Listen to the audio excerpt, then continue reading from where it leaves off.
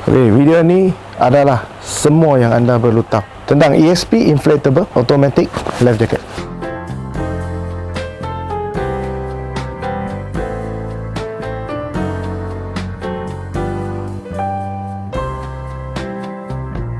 Hello guys, saya Jun dari EXP Fishing. Pada kali ini, saya akan berikan full instruction tentang ESP Inflatable Automatic Life Jacket.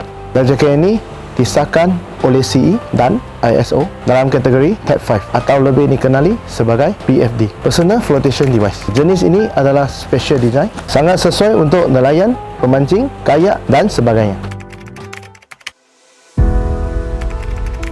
ESP Life Jacket datang dengan dua variasi, iaitu bahagian badan dan pinggang. Cara pakai life jacket pada ini adalah dengan sarungkan di leher seperti ini.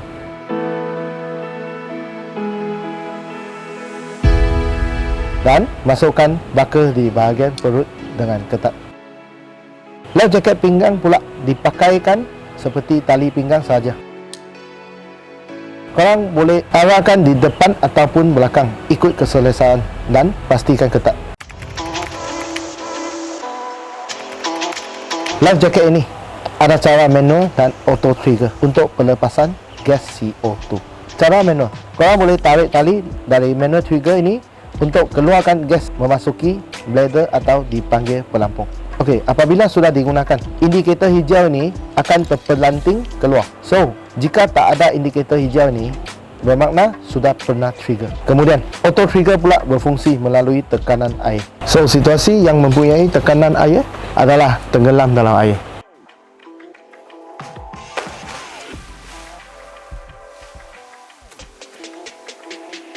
Jika terkena percikan air seperti hujan, auto trigger tidak akan berfungsi sebab tak ada tekanan air. Kalaulah tak ada auto, kenapa nak ada manual? Sebabnya mudah saja.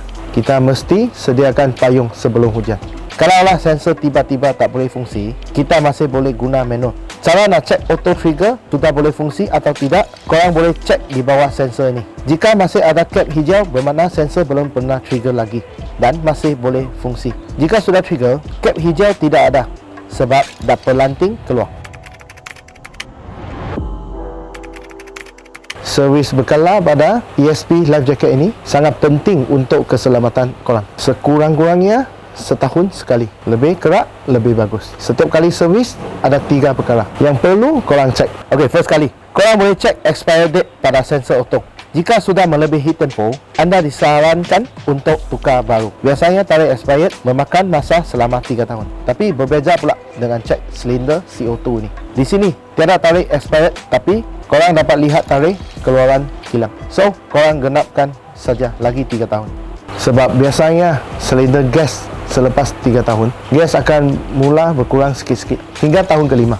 Tahun kelima biasanya sudah tak ada gas yang tersimpan. Korang disarankan tukar atau review yang baru selepas 3 tahun. Korang boleh dapatkan ESP review kit yang datang dengan silinder gas 24 gram, sensor auto dan indikator manual trigger khas untuk ESP Life Jacket.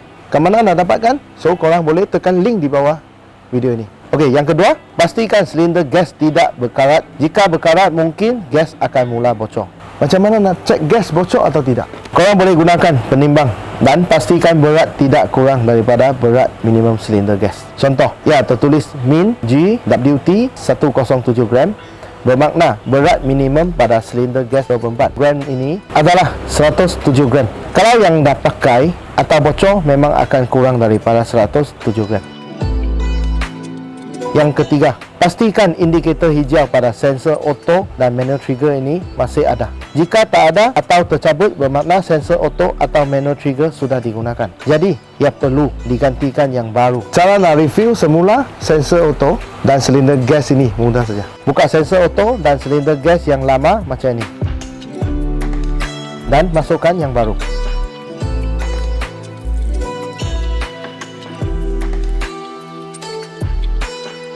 Jangan lupa juga untuk masukkan indikator hijau ini pada bahagian manual trigger.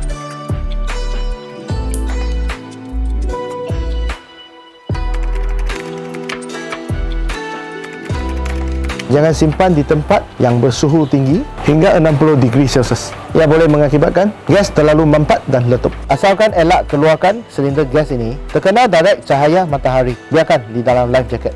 Seterusnya, jangan simpan di tempat yang basah atau di dalam tangkungan air. Hal ni akan memberi signal kepada sensor untuk pecahkan gas pada silinder. Simpan pada suhu bilik dan kering adalah tempat paling ideal.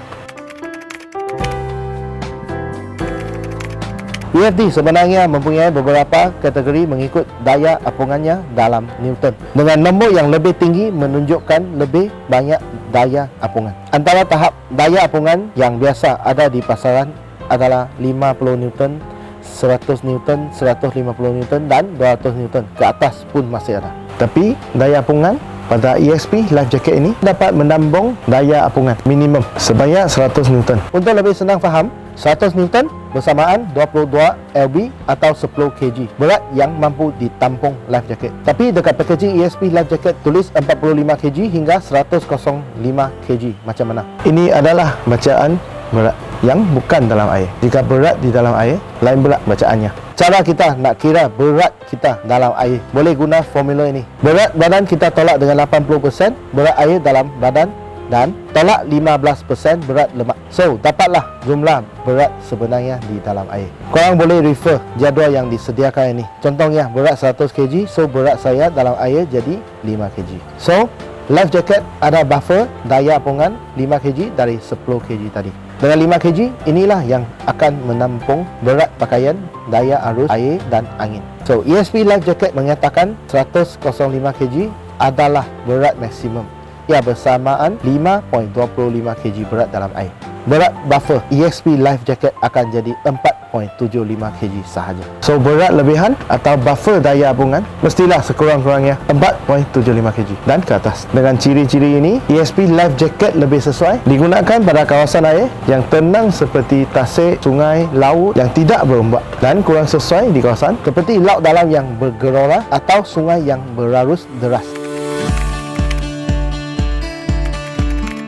Selepas di-trigger, life jacket ini berpotensi terapung selama 24 jam tapi bergantung pada keadaan, tempat dan berat badan pengguna juga. Jika berat badan di para maksimum, durasi apungan makin kurang. Tapi sebenarnya korang masih boleh tambahkan lagi gas dengan tube sahaja. Pada bahagian tube angin ini, apabila gas rasa berkurang, korang boleh sentiasa top up. Maknanya life jacket ini boleh terapung dalam durasi tanpa batas.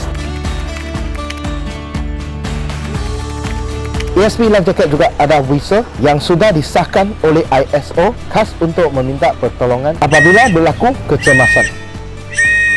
Kemudian ada reflection sticker daripada Solas A khas untuk memantulkan cahaya dari lampu suluh ketika malam.